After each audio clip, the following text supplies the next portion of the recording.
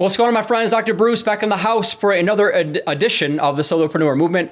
A solopreneur is any individual person who is solely in charge of their sales, their service, their marketing, and of course, all of this is a mindset. Every single week, I like to come into your life and try to add some type of value. The most overused and underdone expression in the business world is how to add value. And this podcast, we're really going to focus on the year-end sales planning and workshop. Your plan should be simple on paper, but it's never going to be easy. Today, I'm going to give you 3 steps to go out there and actually achieve your business plan for 2023.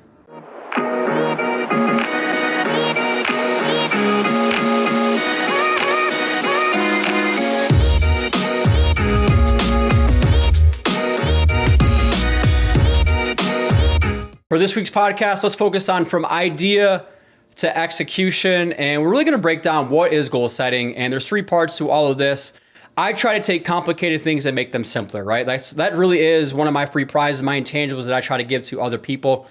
So when you talk about your key performance indicators, and we're talking about going out there and being more successful in 2023, what I have really learned is I like to do things in 3s. So when it comes to goal setting, it's the same way. The first part of this is you have to set the goal in the first place, right? So there's all different types of goals that you could set. For me, I'm a business coach, I'm a sales coach, so I want that to be quantitative.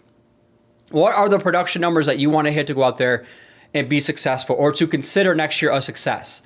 And then break that all the way down into quarterly. So I like to run my business in 90-day cycles, right? So let's just say I want to make $100,000 in 2023. Like, that's just a random number that I'm picking to make it easy. Well, right, you break that down into quarters, well, that's $25,000 per quarter. And then you can break that down into weekly, all the way down into daily. So what does that look like for you and your business?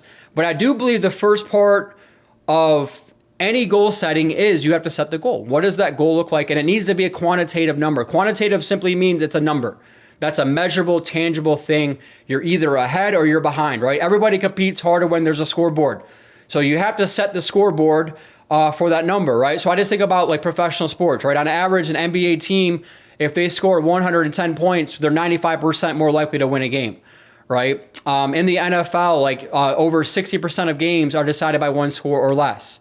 And so the team that has, less penalties or less turnovers typically wins.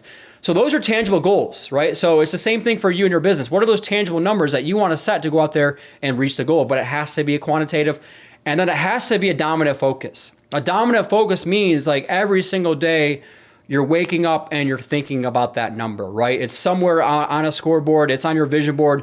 It's inside of your dashboard, inside of our 90-day sales manager software that holds you accountable, all right? Second part then is you then just create the plan. That's the number that I want to go hit. All right, what can I go do to reach that number? I need to make 5 outbound phone calls per day. I need to have 3 new leads that come in per week.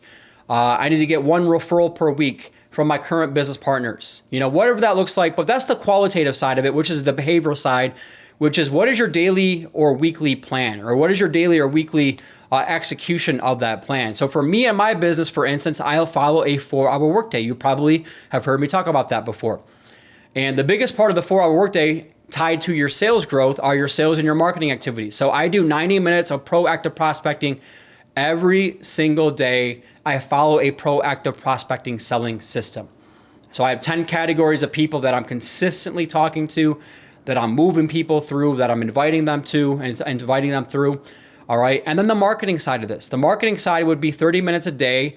I spend on marketing activities. Those could be handwritten notes. Those could be things that I do on social media. Those could be newsletters that I send out. It could be the content that I create, right? It could be the networking events I'm attending. So there's all different types of things that you could be doing for your networking. But the main point here being is you have to set the benchmarks for yourself. So once you set the goal, then from there you set the plan, or the benchmarks, I should say, of what you're actually going to go out there and do. So that's the qualitative. What is the highest use of my time right now to go out there and generate more business? What are all the low value activities, the energy suckers, the time wasting things that are really distracting me from taking me and go playing at the next level in my business?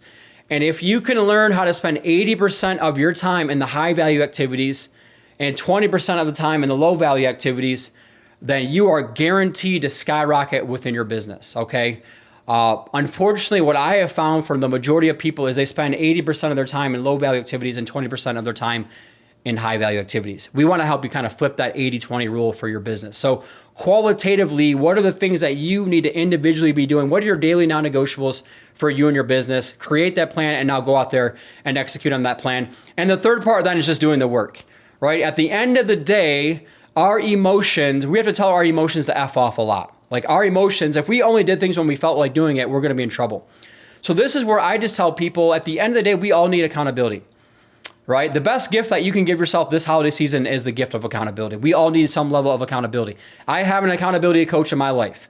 Once a week, we get on a call for 20 or 30 minutes and I go through the plan. And I share with them, these are the things that I want to be doing. These are the things I am doing. These are the things that I did this past week.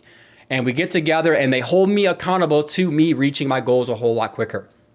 And the science behind this is simply this. 10% of people who have a goal will achieve it.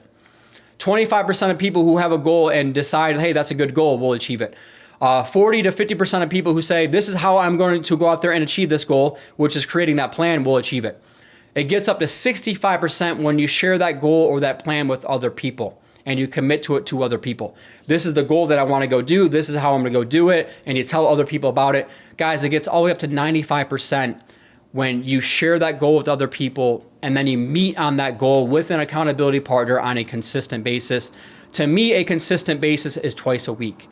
Every single Monday, you have your plan in place for what you want to go out there and achieve. And then every single Friday, you should meet with your accountability partner. Okay? So just to let you all know, we have a software that does both of that. We have a software on Monday that you have to plan for the week and you hit that benchmark, and then we hold you accountable to the selling system Monday, Tuesday, Wednesday, Thursday, Friday. We give you suggested activities tied to our selling system. And then on Friday, we basically say, hey, you haven't done this, this, and this, and you should do this, this, and this. I am super excited about this software. So $99 a month, we have an accountability software. That is what 90 Day Sales Manager now is. It's an accountability software where you hold yourself accountable to a selling system. It does serve as a CRM, so if you don't have one, then it has all those functions.